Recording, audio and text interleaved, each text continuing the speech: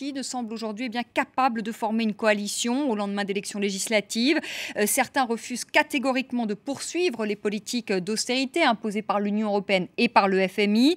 La Grèce pourrait donc faire faillite et sortir de la zone euro. Le problème, quid des autres pays européens fragilisés par la crise? Et on pense notamment à l'Italie, à l'Espagne ou encore au Portugal. Sont-ils également menacés? On va en parler avec nos invités. Je vous les représente très rapidement. Henri Sterdignac, économiste, directeur du département économie de la mondialisation de l'OFCE, président des économistes atterrés. Marc Toiti, directeur général chez Global Equities.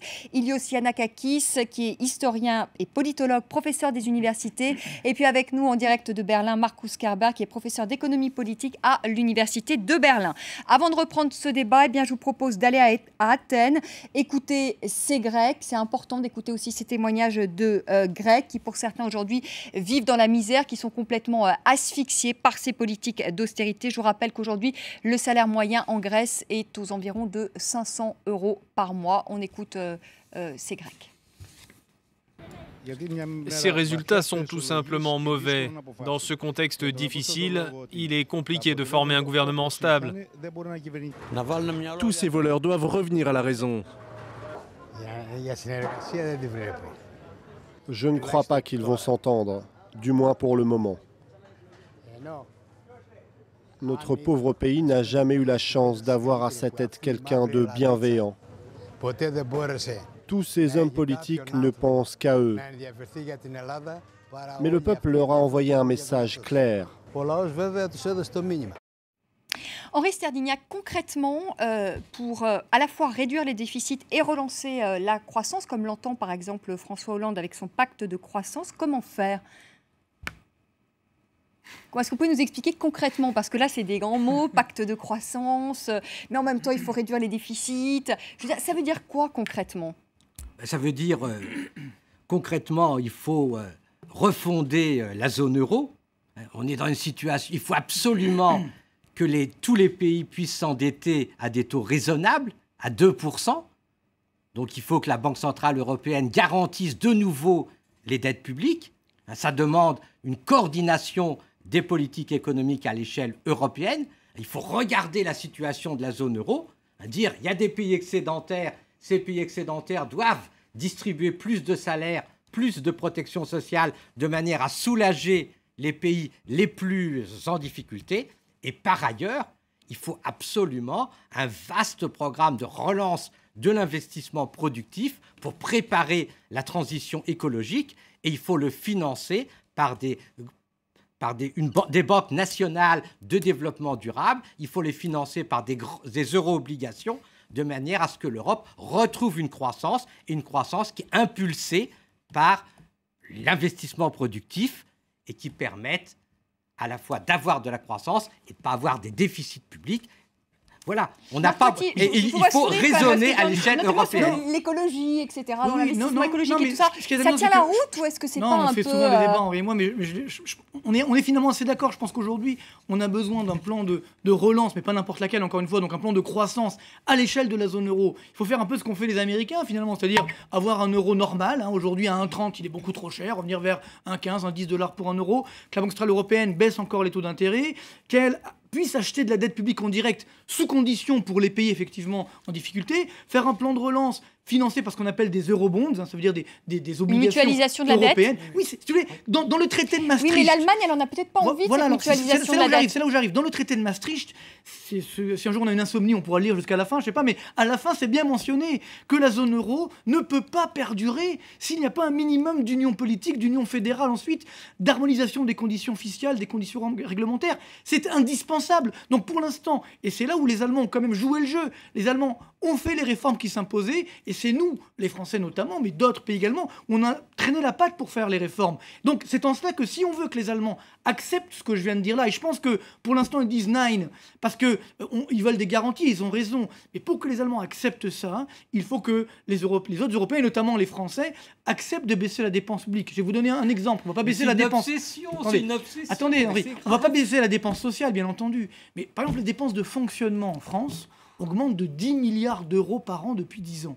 4,5% d'augmentation. Donc là, vous voyez, on montre l'exemple, on montre, je dirais, notre crédibilité. Qu'est-ce que vous appelez les dépenses, pardonnez-moi, de fonctionnement? Les dépenses de fonctionnement, c'est toutes, je dirais, les salaires, les frais divers et variés, donc qui ne génèrent pas de la croissance, si vous voulez, d'effets accélérateurs de croissance, donc sur l'investissement, etc.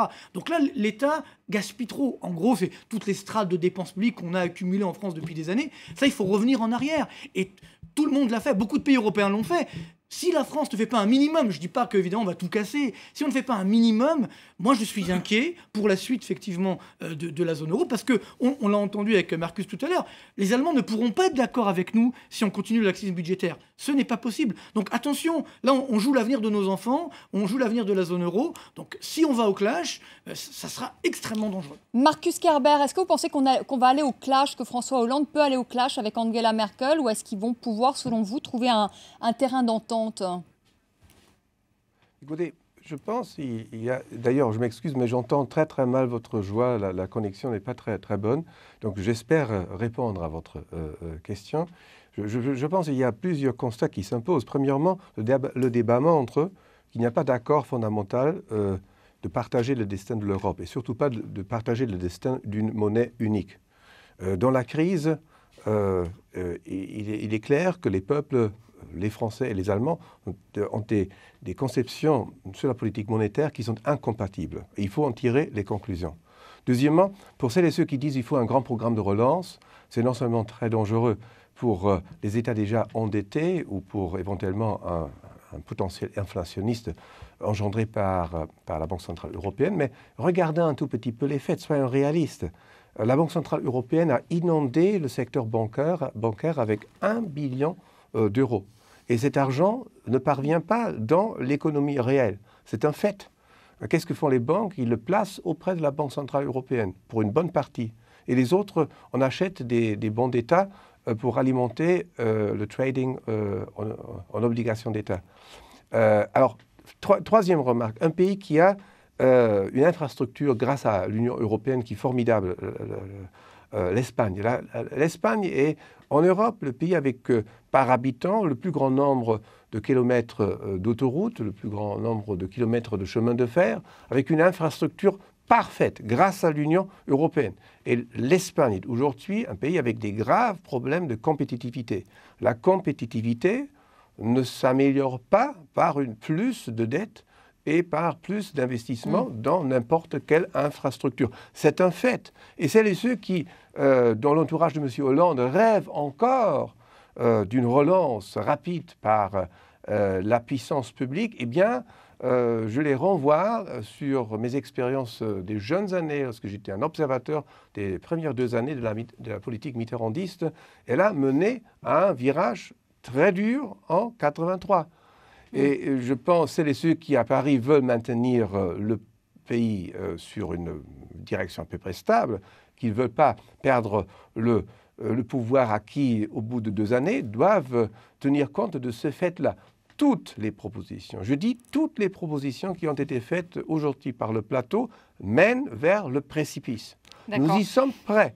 Marcus Kerber, je voudrais qu'on parle, parce que non seulement il y a le précipice... Ça donne, Vanessa, ça donne peu envie aux Allemands de continuer l'expériment très noble de la monnaie unique. Et tous les arguments que j'ai entendus aujourd'hui, c'est de l'eau sur les moulins de celles et ceux qui disent qu'il faut en sortir au plus vite. Marc Toiti, un mot, parce que je voudrais qu'on parle de l'aspect politique aussi. Moi, ça fait plusieurs fois, effectivement, je vais à Francfort, et que j'entends des mêmes sons. Moi, ça m'inquiète, parce que moi, je suis un Européen convaincu. Alors, peut-être on s'est mal compris. Je pense qu'il faut effectivement sauver aujourd'hui la zone euro. Mais quand je vois effectivement qu'on est en train d'avoir des comportements et des discours de plus en plus durs entre les Français et les Allemands, si le couple franco-allemand n'est pas solide, la zone euro ne peut pas continuer. Donc, c'est extrêmement inquiétant. Il n'y a pas de couple franco-allemand, monsieur. Il n'y a pas de couple franco-allemand. C'est ça qui est inquiétant. C'est tout. Vous avez raison, c'est ça qui est inquiétant. Il y a une mésentente cordiale qui est hypocritement célébrée par des gestes. Non, mais on est d'accord pour dire qu'on n'est pas d'accord. Merkel et M. Sarkozy, ni entre M. Hollande et d'autres politiciens allemands, et il y a une entente cordiale. Il n'y a pas de couple allemand et on ne va pas sacrifier l'Europe sur l'autel du couple allemand, qui n'existe pas. Bon, voilà, c'est dit, c'est dit. Est-ce qu'on peut vivre sur l'ambiguïté avec des projets très différents dans une Europe qui a une monnaie vous êtes commune. d'accord, je pense tous les deux. C'est que finalement, vous dites non, a priori. Finalement, vous dites l'Europe, c'est fini l'Europe. Quand je vous entends l'un et l'autre, c'est très ça fait difficile. Vous voyez très bien que c'est très difficile à avoir des compromis. Et quand on voit ce qui s'est passé entre 1999 et 2007, on voit que les pays d'Europe ont divergé. Et il n'y a pas eu moyen de converger. Et ça, c'est vrai, c'est un échec. Henri de Serdignac parlait tout à l'heure de la responsabilité aussi des politiques, finalement, qui ne sont pas toujours d'accord, qui ne sont peut-être pas solidaires aussi les uns des autres. Et du coup, la démocratie en prend aussi un coup. Il y a un parti néo-nazi, Aube Dorée, qui est entré au Parlement grec. Il a obtenu 21 sièges. Je vous propose tout de suite d'écouter son chef de file. Il parle d'immigration et ça fait, on peut bien le dire, froid dans le dos. Tous les immigrants illégaux dehors, hors de mon pays, hors de mon foyer. Ilios Yannakakis, est-ce que la démocratie est en danger en Grèce? Non, et non, n'exagérons pas. C'est un parti extrême droite. Même pas d'extrême droite, c'est-à-dire vraiment néo-nazi.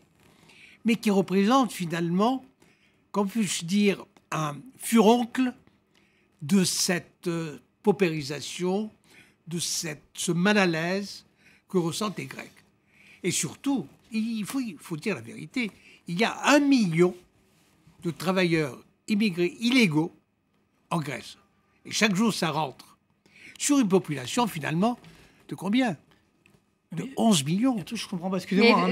Généralement, un pays qui est en croissance, je peux comprendre qu'il y a des immigrés illégaux qui arrivent.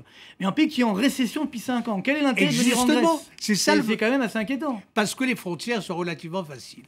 Et puis la Grèce, c'est une entrée vers l'Union européenne. Vers l'Union européenne. Donc comme l'Union européenne Grèce, alors, ça veut dire. freine, il reste en Grèce. 1 million. Imaginez-vous qu'en France, sur la population française, vous avez chaque année 5 à 6 millions d'illégaux qui rentrent. Oui, mais là, on va sur un... insupportable. Ilios Yannakakis, on va là sur un débat aussi sur l'immigration, mais il y a aussi, j'imagine, des raisons économiques. Je veux dire, il y a une sorte de mécontentement populaire, et donc les gens, très souvent dans ces périodes-là, se tournent vers les partis... Mais attends, pas tous, il y a 8%, n'exagérons pas, sur les résultats de ce parti pas néo-fasciste, fasciste. Bon, ils ont gagné combien? C'est quand même beaucoup, justement. Si c'est un vrai parti à l'extrême droite de notre extrême droite en France, 8 ou 9%, c'est quand même énorme. C'est énorme, je vous dis, c'est un furoncle, c'est une maladie, c'est une expression de la crise générale que traverse la Grèce. Pour des raisons économiques, pour des raisons de l'immigration illégale, écoutez, quand il y a eu ce fameux rach des Albanais en Grèce, après la chute du mur, il y a eu plus de 1 million d'Albanais qui sont rentrés en Grèce. Ça a été une crise terrible. Mais la Grèce, à cette époque-là, a réussi à calmer cette immigration, assimilée, qui sont repartis riches aujourd'hui en Albanie. C'est un paradoxe, après la crise. Mais c'est cette immigration, cette crise économique, cette baisse du niveau de vie... Un impact politique aujourd'hui c'est ça qui crée une atmosphère vraiment insupportable. Il nous reste un très grand nombre de pays européens. C'est pareil en France, c'est pareil en Finlande. On peut comparer. Sauf en Espagne, on est à 3 minutes de la fin du débat. J'aurai un mot de la fin. Marc Toiti, je commence par vous. Tout d'abord, est-ce que vous croyez à une implosion de la zone euro? Est-ce que vous pensez qu'on y va tout droit, que ça va commencer par la Grèce et ensuite que tout... Quand j'entends Henri Serdignac ou quand j'entends Marcus Kerber, c'est le tableau qu'ils nous font. Quand j'écris quand la zone euro explosera, donc j'aurais jamais cru que ça arriverait si vite. C'est-à-dire que globalement, pour moi, c'était le débat qu'on a aujourd'hui, c'était presque un cauchemar, si vous voulez. Le cauchemar est en train de devenir réalité. Donc je suis Vous y croyez? Je suis inquiet. Je dirais qu'il y a 30% de chance peut-être que la zone euro explose dans les 2 à 3 années à venir. Mais je ne l'espère pas, bien entendu. Ouais. Je pense qu'on a encore les moyens. D'ailleurs, j'insiste, la France peut encore éviter le pire, ce que je mets dans le sous-titre du livre, parce que globalement, aujourd'hui, il faut qu'on développe cette culture économique, que ce soit en Grèce, en France et un peu partout, pour qu'on prenne effectivement nos bonnes décisions, qu'on ait une meilleure cohésion au sein de la zone euro. Je veux garder l'optimisme, mais quand j'entends effectivement toutes ces voix, tous ces dérapages aussi politiques, on le voit bien un peu partout, ça, effectivement, ça devient inquiétant. Et je suis inquiet pour l'avenir de nos enfants. Il faut être clair. Donc, très rapidement, Henri Serdignac. Vous voyez aussi une implosion de la zone euro dans les mois, dans les 2-3 ans qui viennent. C'est un risque plus grand que jamais, on le voit très bien avec l'exemple Grèce, et c'est pas ce que nous souhaitons. Ce que nous souhaitons, c'est un effort de solidarité, une réflexion sur ce que doit être l'Europe. Il faut que l'Europe devienne plus solidaire, il faut une coordination des politiques économiques, il faut plus de confiance en Europe, il faut que les Allemands, les Grecs se disent on a fait des erreurs différentes et il faut changer. Il faut que les Grecs deviennent moins dépensiers, que les Allemands deviennent un peu plus dépensiers, qu'on se fasse plus confiance. Sinon, eh ben, on va à la catastrophe et personne n'a intérêt à cette catastrophe. Marcus Kerber, le mot de la fin pour vous, mais très rapidement, Marcus Kerber, vous avez vraiment 30 secondes. Henri de Serdignac, bah alors voilà, on a perdu Marcus Kerber. Merci. C'est la fin du couple franco-allemand. C'est la fin du voilà, c'est fini. En tout cas, quand on entend. Un dernier mot, Elios Yannakakis, mais très rapidement, 30 secondes. Je pense que l'Europe ne va pas éclater. Il faut faire cet effort. Je pense que toutes les politiques iront vers ce sens. Autrement, c'est comme vous dites, une catastrophe. Je suis très optimiste, hein, peut-être béatement, mais c'est un fait. Voilà. Merci à tous les trois d'être venus sur le plateau de France 24. Merci également à Marcus Kerber qui était avec nous en direct de Berlin. Je vous montre à nouveau l'ouvrage Henri Sterdignac, 20 ans d'aveuglement, l'Europe au bord du gouffre, les économistes atterrés, et Marc Toiti, quand la zone euro explosera, et c'est aux éditions du Moment. Très belle soirée, je vous retrouve demain, 19h10, heure de Paris, pour un nouveau débat. À demain.